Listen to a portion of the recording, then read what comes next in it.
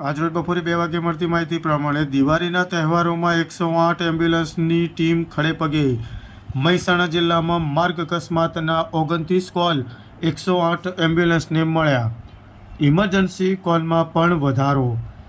મહેસાણામાં દિવાળી દરમિયાન આપતકાલીન બનાવ નહીં બને તેના માટે મહેસાણા 108 વિભાગની 120 જેટલી ટીમ દિવાળી તહેવાર દરમિયાન ખડેપગે રહી હતી. મળતી માહિતી મુજબ દિવાળીના તહેવારોમાં મુખ્ય દિવસો પર કેન્દ્રિત છે, જેમાં દિવાળી, ગુજરાતનું નવું વર્ષ અને ભાઈબીજ.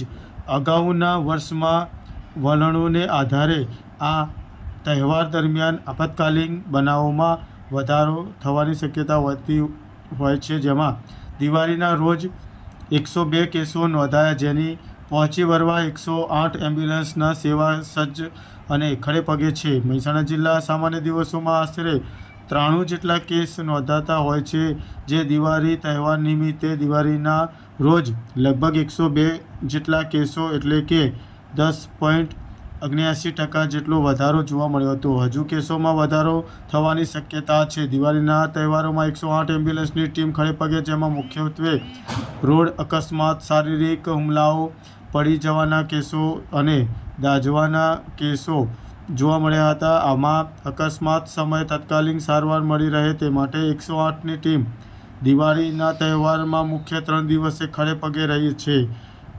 વર્ષે 43 જેટલી 108 એમ્બ્યુલન્સ દિવાળીના તહેવારોમાં ઇમરજન્સીને પહોંચી વળવા માટે સજ્જ હોય છે. એમ્બ્યુલન્સની અંદર દવાઓનો પણ વધારાનો જથ્થો મોકલવામાં આવતો હોય છે. 120 જેટલા કર્મચારીઓ દવાઓ વધારાના જથ્થા સાથે સજ્જ અને મહેસાણા જિલ્લામાં કુલ 43 જેટલી 108 એમ્બ્યુલન્સની ટીમના આશરે 120 જેટલા કર્મચારીઓ ઇમરજન્સી કોલ વોલ્યુમના આ સંભવિત વધારાની પડકારજનક પરિસ્થિતિનો સામનો કરવા માટે સંપૂર્ણપણે તૈયાર.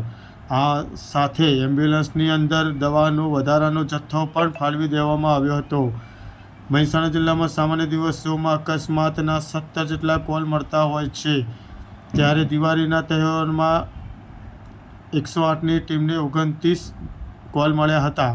તો બીજી સામાન્ય દિવસોમાં મારામારીના 5 કેસ મળતા હોય છે, ત્યારે દિવાળીના દિવસમાં 12 જેટલા કેસ નોંધાયા હતા. આગામી દિવસોમાં હજુ 2 દિવસમાં આંકડા વધવાની શક્યતાઓ છે.